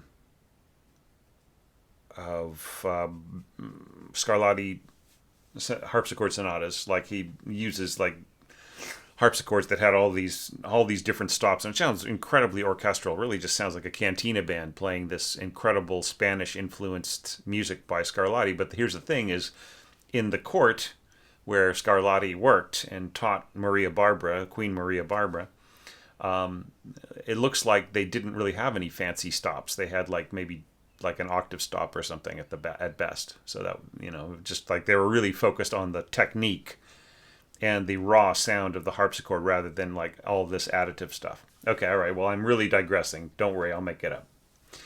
But just to get back to the idea of terrace dynamics, Beethoven would just drop down to a piano without any diminuendo in front of it, right? So you get these things where you have a crescendo, and then it's assumed that this will crescendo into like whatever the musicians think it should be. But shouldn't you decide? Like, shouldn't you go crescendo to like whatever? Just tell us, are we going to a forte or or mezzo forte or something? Like, give us a destination dynamic for the crescendo. And then when you go drop, if you're going to drop suddenly back down to piano, just for today's performance practice, right in subito, right? So in other words, like this. If you're not experienced with that, you just go SUB period, which stands for, let's give a little bit more space here, which stands for subito, so sort of suddenly, instantly in Italian. Okay, well, all right. Let's not get too distracted. There just were some proofreading things that you need to think about with this. But let's go back to this lovely intro. I think this was just really, this was really nice. You missed the whole thing that Beethoven does not want you to let go of the F, right? See, like, not only do you let go of the F here, you let go of the F in all your parts, except for here. But, here's an F that's continuing on. So why shouldn't it continue on in the other parts so it doesn't sound so naked here in the middle, right? So, yeah, maybe this is something I should have pointed out in the pitfalls. I just didn't. I was thinking too much like a pianist. I was just, I think I noticed that, but I didn't think it would be a problem. But here I'm seeing it is really, but these Fs should continue on. And here, like, you've cleverly gotten around the whole problem of repeating, like the repeating C by slurring down to A and then coming up from under, and then the A slurring up to the C. So, yeah, that's a cool idea. I'll give you an A for effort and imagination on that. But, thinking about the whole natural flow of down and up bows, you could have just left it the way that it was with those voices and just gone down, slur up, then down, up, down, up, down, right? So like it all fits much better. Or you could go slur, like take this slur away and put it here, right? So down, up, down, up, down, up, down, up, right? That's actually probably the easiest way. All right, well, let's not get too lost in that. But this is such a cool idea. Like I love the cello kind of working at just such close quarters here with the violins and the viola below. It's not the strongest voice crossing, but just as long as everybody is just like is not playing out too much, it could work. Okay. It's you see stuff like that in string quartets and things like that. So just to kind of keep the cello and the first violin close together and to have that really beautiful bright sound together. Yeah, it's just a neat idea. Yeah, it's lovely. It really is. It's nice, Robert. So, okay. So does it set the mood effectively? Yeah, that's fine. Okay, and especially because it's just it's just such a, it's like you score it out almost like it's like a little reverence, right? Just somebody just showing appreciation at the beginning, and then they go into da da da da da da da. All right, so let's talk a little bit about bowing here. Are you sure that you don't want any emphasis on the downbeat? Like here you got and here you got pluck. So don't you want down bow? Right? Why do you want to go da da da? How about da da da da? Do you see what I'm saying? And then this is nice that like you just go donk. I really prefer this to the big slur. So like when I've been telling people, oh, that's a bit acrobatic. It's like because the player is playing a low string and then they have to hop across. Like they have to. So this will have to be played on the low C string, right? And then they'll have to jump across their G string. Work that into a sentence. They'll have to jump across their G string. And jump up to play this A up here, right? Which I guess it's like they just played F on the C string, so it's like it's just easy to sort of reach over to the D string and play this A on there and so on. Yeah. So I approve. It's fine. I'm not so sure about these longer slurs, but they're okay. But yeah, it just depends on how everything ends up being divided. Okay, so and then this, I just feel that this just you really want this length of bow for the. All right, so this all right, so this will probably be played up bow, and then like a nice long down bow, and then.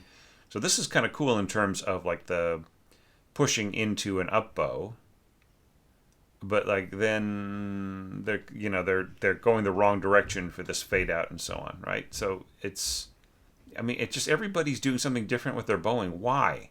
Like why can't it just go down, up, right? So just no slur, down, up, down. Do you know what I mean? Sorry for my off key singing. Yeah, and then like if you're gonna slur the half bar, then slur the half bar on all of these little da da da da instead of da. You know what I mean? You just give the player more control without just who really likes the long slurs are these wind players. They're totally fine with that. So adding those changes, I would say, yeah. This is scored with elegance. Okay, so just like the basic ideas, the basic bones to it are nice. Now, transition to octaves, expanding without clogging up. Yeah, I'll grant that with the way this is scored. You have a bit of a. Yeah, I'm just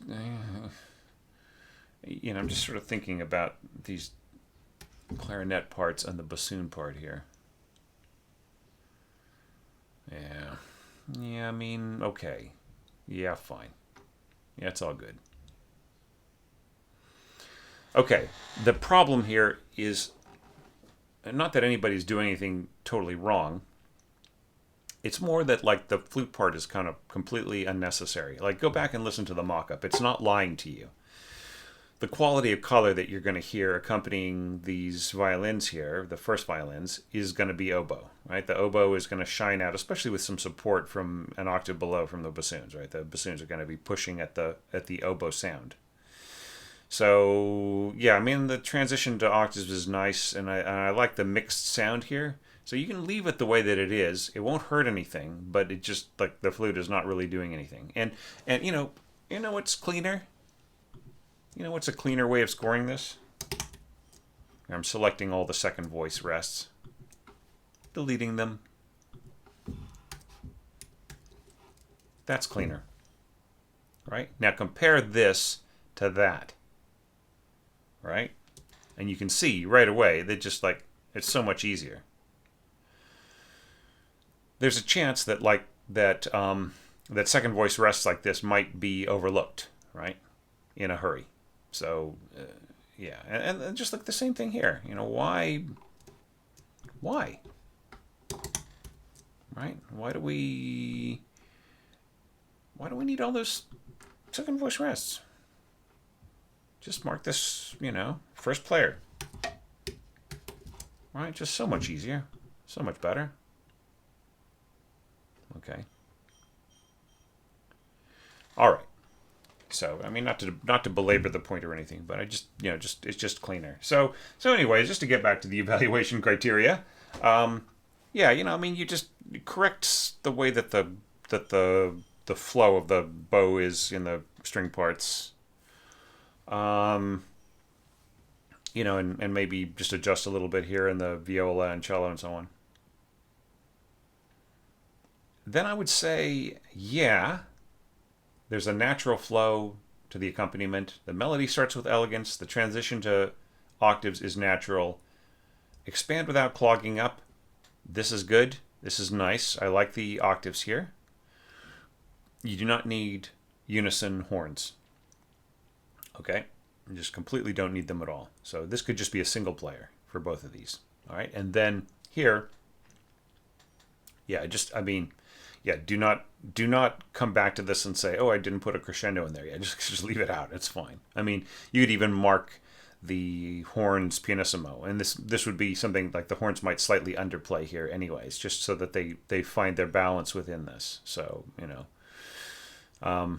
it's probably not needed with a pro group, but like it might be some pencil work in a community orchestra situation.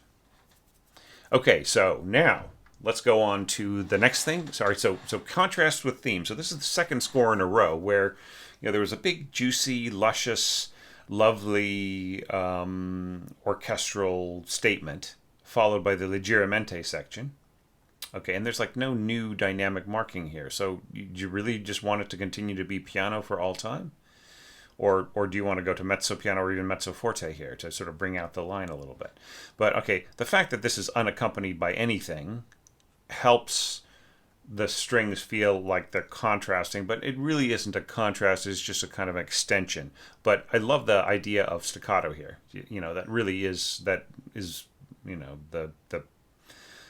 definition of leggermente in this sense. So I like that a lot. And with answered by the clarinets, which is nice. Like you throw in, you give yourself the slow C here with a bassoon, right? And it works really nice. The clarinet, I'd say, first clarinet. Apologies. So yeah, we just delete this, and then like we have the context of the first part from before, the marking of the first part. All right, and then answered by first flute. And it's nice. And here absolutely I would mark this mezzo forte, and then answered by the cellos.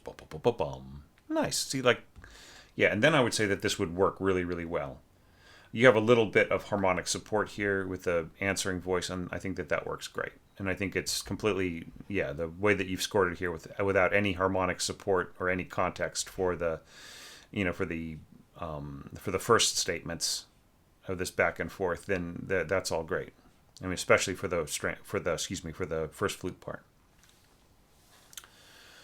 All right, so now we get to this section here. So emphatic color of line, the way you've scored it, I mean, like oboes, and then sort of, I don't think you need to do this this kind of dovetailing. Like, I think you should dovetail on a single eighth note from this part to this part, like without having this kind of overlapping dovetailing.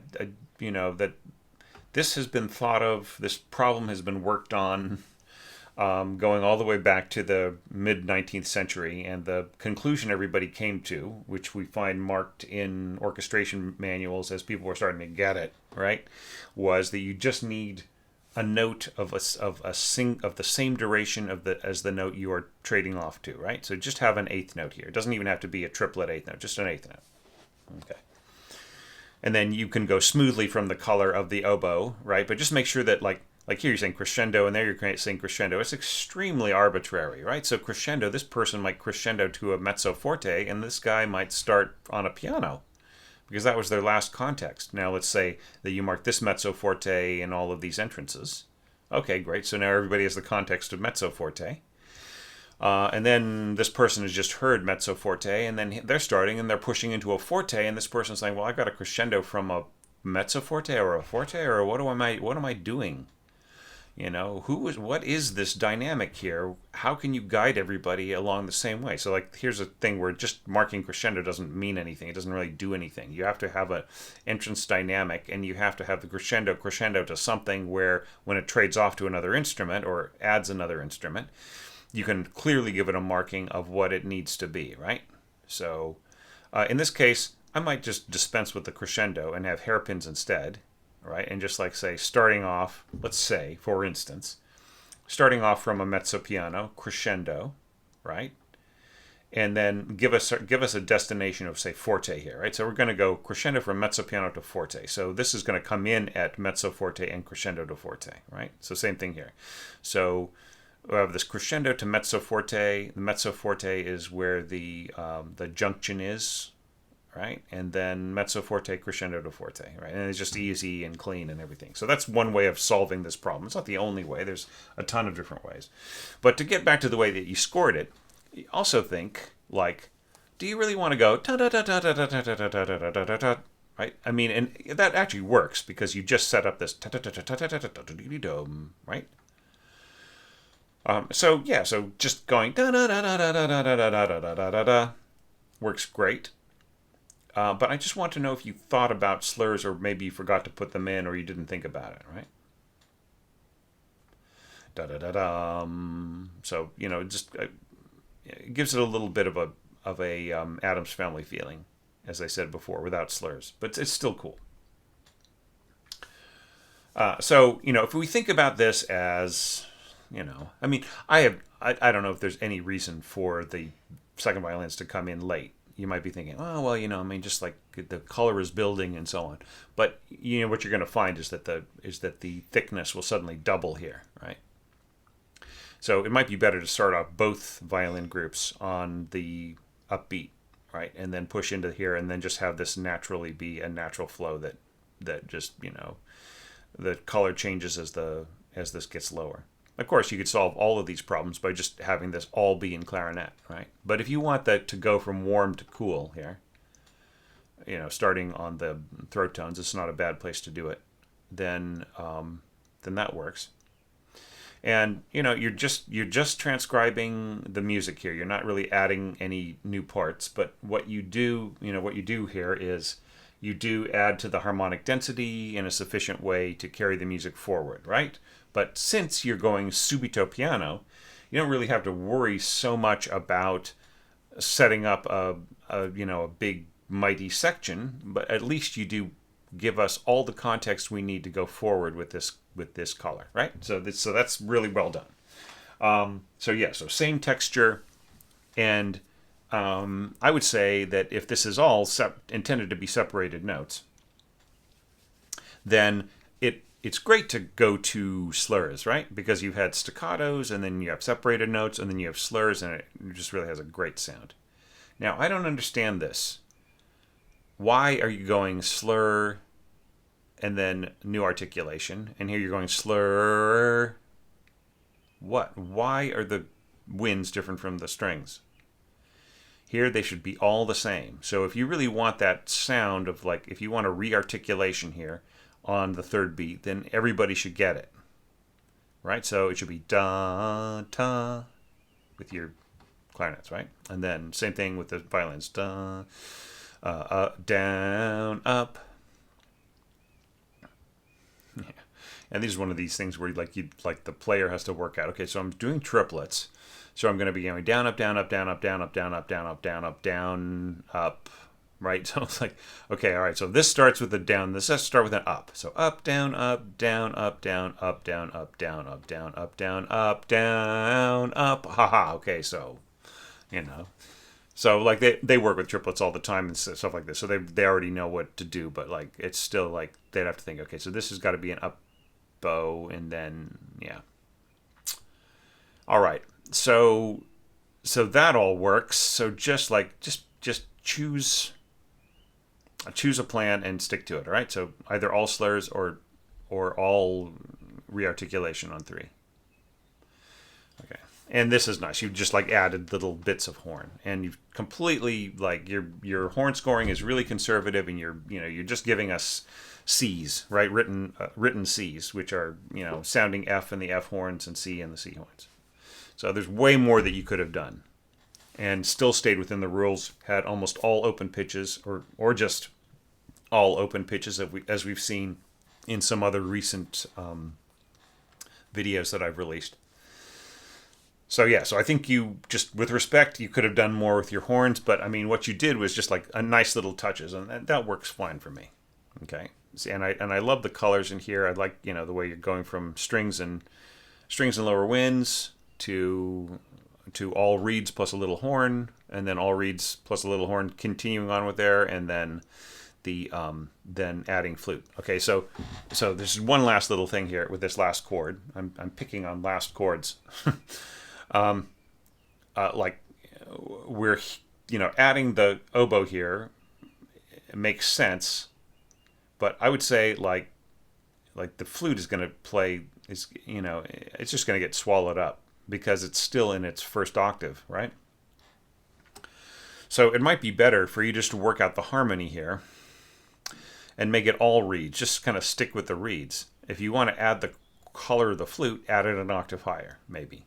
Right, but just really make sure that the harmony's well supported, as I discussed in the, I guess, a couple of evaluations ago in this video. All right, well, I mean, that's, all that aside, it's still really great. It's still really fun. Yeah, I just, really enjoyed looking at this one. It just has so many cool things. I just really love this. This is, just really nicely shaped color and everything else. I mean, yeah, just leave the flute in there, being aware that it's going to contribute about 20% to the oboe's 80%. Nice work. Well, look, I've got just enough energy to do one more score, and that's really great because there's only one more score to go to the end of this video. So let's take a look at it now.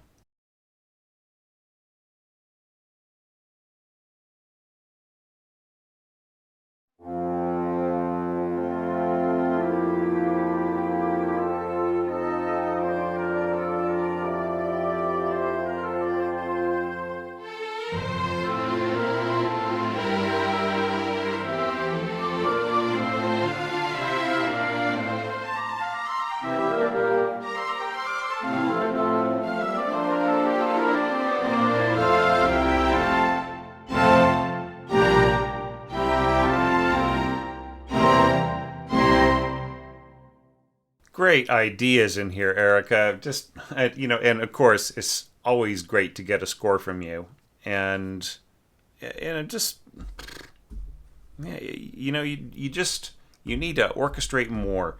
Just keep at it and keep doing it because I just see so much strength in these these entries. I mean, I'm just like thinking about next year's entry. I think that is going to be just. I don't know. Maybe you'll hate it. I don't want to dictate what you like and not like, but I could just see a lot of it speaking to you and possibly uplifting you and pulling you in that direction more and more. Okay, so like, a few of our harmony mavens out there caught a few things. I'm just going to mention a few things I think are the most relevant, and then other people can make a few comments in the like below the video. So I would say like you have this penchant for adding harmony to things, like in thirds and sixths and so on.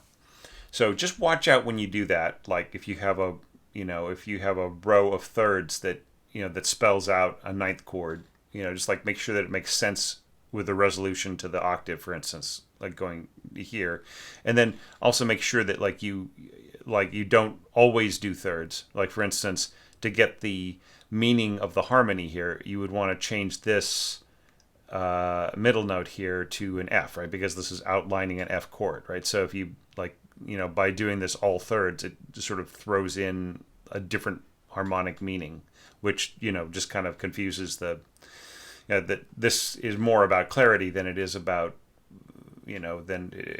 sort of disturbing the waters. Then the other thing too is like, if you've got a line that's going da da da dum, you know what I mean? And then here you go da da da da da. Then I think that you really needed to like correct this da dum. You know what I mean? Like you've got to. Sorry, I sang that wrong, but it's just brain fog. Sorry, starting to settle in. So I need to take a nap soon. But yeah, yeah. So just like when you end up with a conflict like this, like and you have a conflict that is like in the same part, right? So like this is going G A B C, and here you're going G A B D, right? So you're kind of like it's less clear than it could be, right? So that the D has got to, like, the suspension has got to resolve going into, in order for this cadence to work, right? Is what I'm trying to say. Like, everybody out there who teaches harmony for a living has like already beat me to it. So great. All right. So anyway, so there are a few other little details here. I'll just let my harmony teachers out there, harmony experts, jump in with that, because I'm more focused on the scoring, right? But just in the way that the harmony is affecting the scoring, that's what you would probably need to adjust. All right. But I mean, it's not a huge deal. Like the main thing that is great about this is like the strength of the conception and the ideas and everything else. Okay, so let's jump back to the beginning. Having said all of that stuff, yeah, I mean, just so fun to look at a score from you, Erica, and everybody else, like, that I'm getting to know through their art. It's just amazing. All right, so we're starting off here, this lovely little wind chorale here, and you managed to like do this without adding a lot of new instruments. And of course, like, you're looking at this saying, oh no, Thomas is going to tell me to not use Roman numerals when I'm using Arabic numerals. So so if this is 2 bassoons, Arabic numeral 2, then this is Arabic numeral 1 player. Okay. So if you were going to go bassoons I, and if you had 3 trumpets, like the third trumpet would be I. So like the then you would mark I and the first part, right? So anyways, I'll shut up about that now. So I thought this was just really cool to, and this really shows, all right, just for people thinking about this, that the natural pitch order of the woodwind quartet is beautifully worked out for us, right? Like hundreds of years of people scoring in this order is for a reason, okay? And voice crossings are fascinating, and like throwing in auxiliaries and like that all, it all changes the things. But like if you score it like this sensitively and everybody's playing extra soft, like pianissimo, then you can get away with all kinds of stuff. Like normally the first flute would just be drowned out in a situation like this, but because of the because of the carefulness of the scoring that Erica is doing here, that first flute is going to be all right. It's gonna be you're gonna be okay, bud. So yeah, it's all right. Okay, one little thing though. I love the drone that you start with here. Just that is so goth. You know what I mean? Reminds me of a time that like they tried to they kept trying this one. It was like, listen to these albums, give me your opinion on them kind of article. So they had Ian Anderson from Jethro Tull, and they played him all this prog rock, and he kept saying, "Oh, I hate that. Oh, I hate that too. Oh God, what kind of echo is that on there?" And finally at the end of it, the guy Ian Anderson just tells the guy, like, "Hey, like, you want to impress me? Play some He should have played some albums of, of people playing pipes and drums in front of castle walls. That would have impressed me. So yeah, so that's I just feel that here, just like that the beginning of that drone. I just kind of feel the castle walls. I feel the wonderful kind of dank brightness of there's a bit of medieval feeling right in here. All right, now the only concern that I would have is possibly working with maybe less than professional players, like with a second player down there on that C. I would want them to have some sort of reference to play along to, like whether it was a cello or sorry, the cello section, or whether it was like what would keep the sort of medieval feeling there would be the second bassoonist. So just sort of playing this low sounding F down there. Okay, that would do it for me. Okay, yeah, it's just such a sometimes the simplest approach can have the coolest sound, right? So I really like that a lot. So, anyways, yeah, and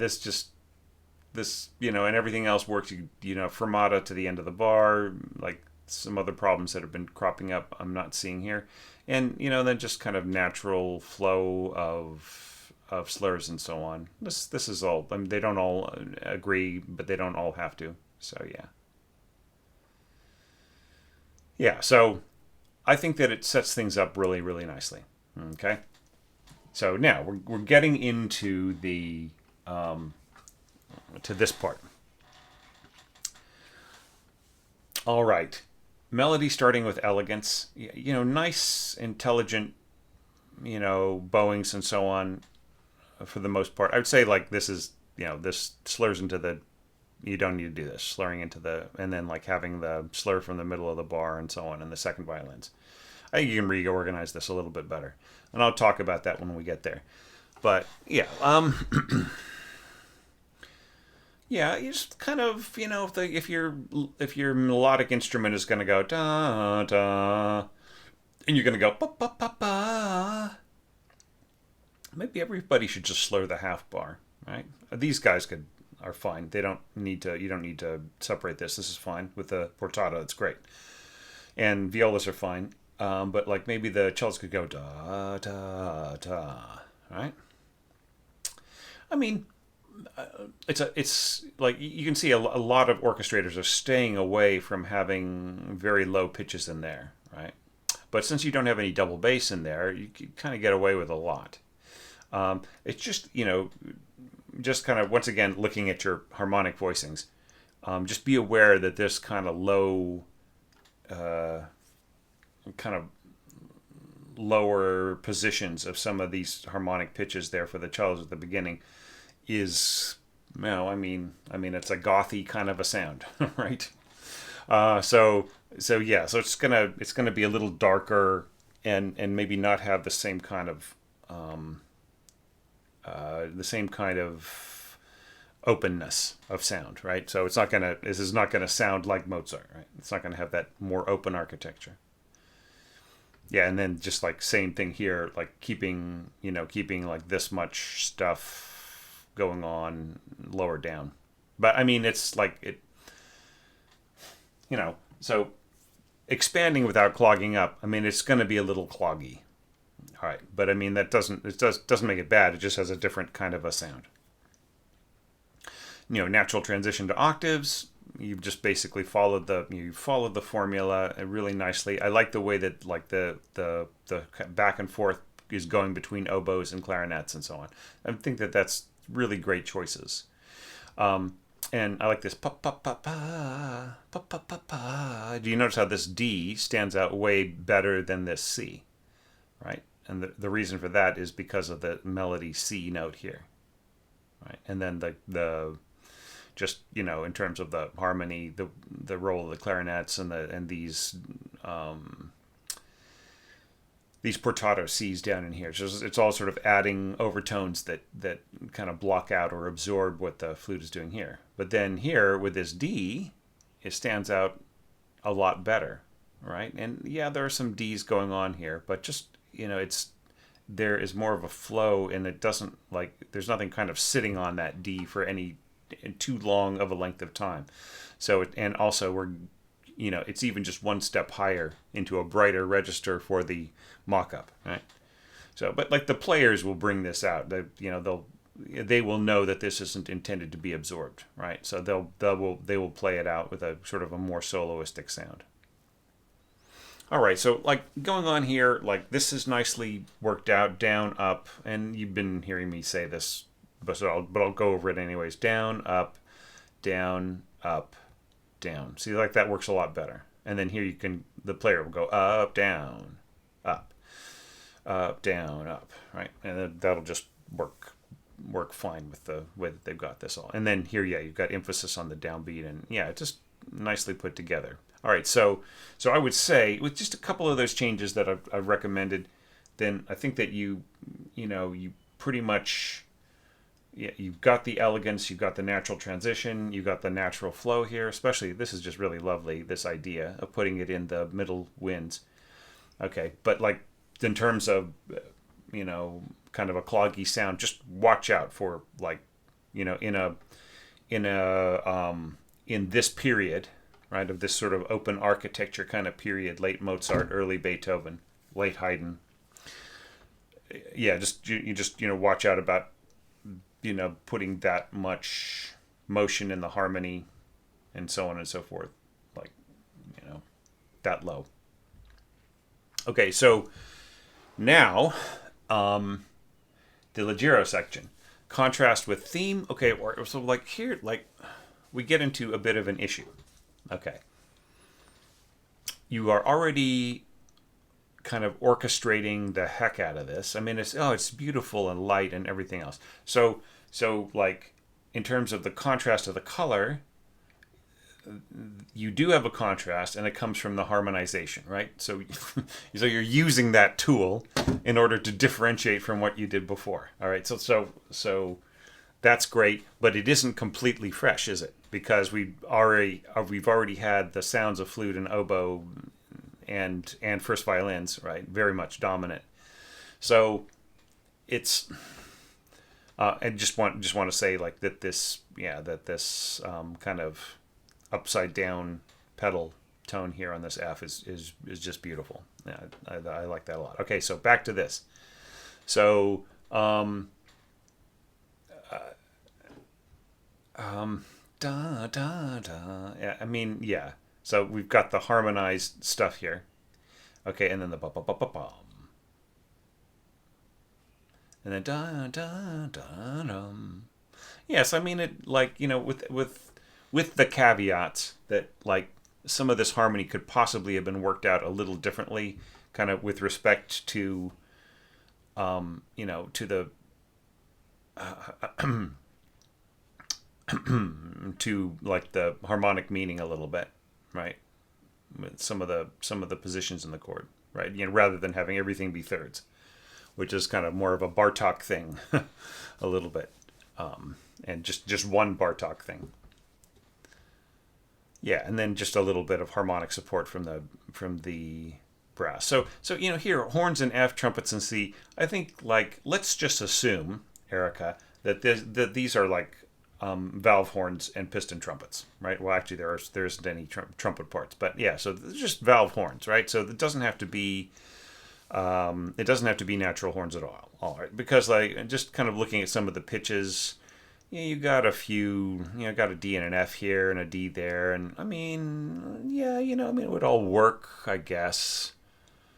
But it just feels to me like more in this kind of, you're sort of scoring in a like a neoclassical kind of a, it's not a pastiche, right? Like or an homage, or or like just really trying to use those instruments. It's more like the character of this is more like kind of very playful, kind of that sort of postmodern, kind of neo-baroque kind of, or neoclassical kind of a feel, right? So I'd say just like go for the valve horns if that's and then you don't have to worry about keeping true to to just open pitches and so on and so forth. Yeah, and that A in there, yeah. And then you just get a cleaner sound too. Okay, so now, so I don't really. I think you need to hit this downbeat. Like, you've been really careful about like hitting your downbeats, not crossing from the pickup, but then here you do it here. And like, but what is going on here? Da da da da da da da da da. This is such a Beethoven moment, right? It is a punch in the face on the downbeat, and you are not giving us anything to punch with except for these horns, which are playing pianissimo, right? So, yeah, like, so pianissimo leggerio, right, is very, very light scoring, but like, are we going crescendo to piano? Because there's almost no energy at all, right? It's just from asleep to half awake, right?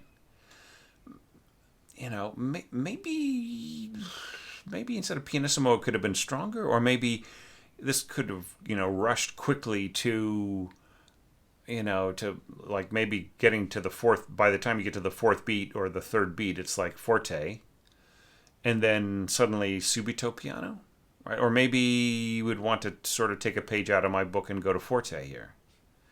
Okay, but I don't think that there's much of a push in terms, to match the dramatic qualities of the passage to just go for crescendo to piano. Perhaps it was a little misleading the way that it was set up in the template. So if so, I apologize. But yeah, but I do think that you need some emphasis on the downbeat here, right? As opposed to slurring into it, which just kind of doesn't really have a lot of shape and a lot of emphasis. Da da. All right. So yeah, so I mean, look, if there is any kind of real problem here.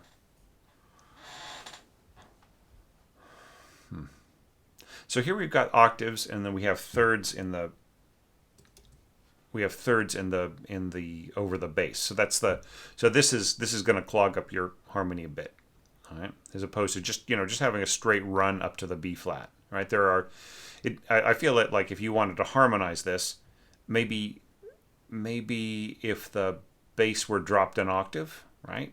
And then the harmony was up here in this area. Like, so like you could have a harmonized part maybe in sixths, right? With this line on top, and then this would be like the third of that, right? And then the cello's coming from below. Then I think that this idea would work out, but I'm just not so sure. In this close proximity, no lower pitches than this. We sort of lose the intensity, the support that is down there, right? Okay. And then, to sort of add to the problem, we don't have like you don't give us the C, right? So like that also is weakening the whole question of resolution, right? And maybe you wanted to downplay it. I mean, like maybe I'm just totally wrong about this. Like you just was saying, well, I don't care about the resolution. I just want to just rip through this, and I want to go, I want it to be more of a plagal kind of a cadence, right? So I want to go from 4-1 instead of from 5-1. But I mean, if you did that, then you'd have to sort of change the character of the melody here, wouldn't you? Because you were violating that with the B natural in the melody, right? And you do go to a C here, so it just I think it has to. I think that the harmony could have been a little bit more worked out here, and then it would have given you a much more satisfying progression to the one chord here, right? And just setting things up a little bit more. So here I would say harmonic density was complex. Like the way that you scored it out didn't really quite exactly help the moving to the next measure, right? Now, so let's not worry about this too much. I would say, like, you've got emphatic color of line. Though it's a little, it's a little problematic in the way that it's scored out. I mean, I love the way that it sort of changes direction here, but like once again, like walking up to a C as opposed to walking up to a D with no resolution there, and then like no bass, right? So I mean, so there's, yeah, so problems. Yeah, and then like that's that. The other problem too is that if we're going to a B natural here, and then this is going to a B flat without a C underneath it, then we lose the sense of the seventh, right? So yeah, so that it also plays with the mind. But I mean, look, maybe you wanted to just play with my mind here, and if so, mission accomplished. But like I wouldn't have missed this for the world. I think it's just so cool. I mean, they're like all these little issues aside, like it's one of those things. Like I say, well, how could I solve this? We'll just watch out, just watch how Beethoven set up the you know, set up the proportions of his architecture, and don't flip them too much, like putting putting the bass note in the violins and so on. I'm seeing that a lot in certain scores where like some functions are turned upside down, kind of as an experiment, and sometimes they work and sometimes they don't. So just like so long as you're aware of like the reason for the functions, and you're focusing on that, then that gives you the maybe more security in your decisions. Okay, so yeah, so here we go. This is nice. So like once again, like dynamically or dramatically, you just have to figure out whether you're pushing to a forte and then going piano subito. And you've already watched this video and heard me say this a zillion times about whether or not this should be, down, up, down, or slurred or whatever. I kind of like the way that you got this slurred. Just keeping in mind, like, you've got slur in your bass line here, right? So just, and then slur was like really, really down there. So yeah.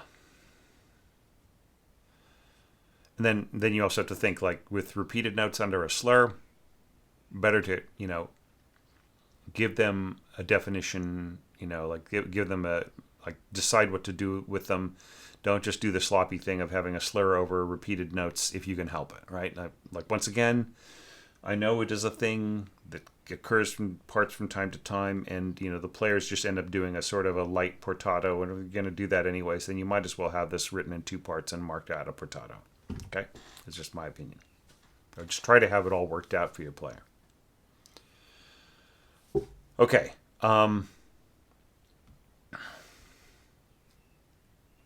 Yeah, but yeah. So the only question here that I would have about this is like whether you would consider any kind of coloristic difference or coloristic, real coloristic contrast to be effective. Anything to add or subtract it, right? So like here you're adding horns and timpani. Could you have added trumpets too? Just thinking, okay, screw the natural trumpets. Let's just put in piston trumpets, and then I'll just play whatever pitches I like, right? And then maybe like this could be a situation where the trumpets really stand out. So you have this like nice smoothly orchestrated semi tutti, right? Da, and then you have this bap bap da bap bump, right, which goes together with the timpani really well, right? So, and that just kind of leads to like one more thing, and that is having like more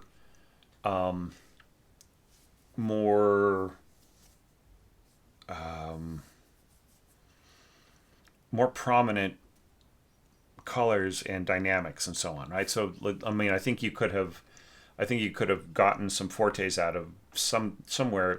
Maybe mezzo forte would have been better here in the Leggero, but then again, like you have this kind of almost Mendelssohn quality with the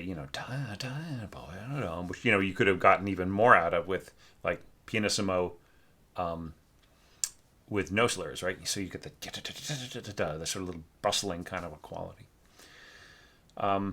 Yeah, so it's such a cool score to end on, though, and it's one of those things where like I can go lie down for the rest of the day, and kind of recuperate a little bit, and just feel really good about it. So thank you so much for that, and everybody in this video for for your patience as I have a little brain fog and I kind of singing the wrong pitches or singing the wrong position in the harmonies occasionally.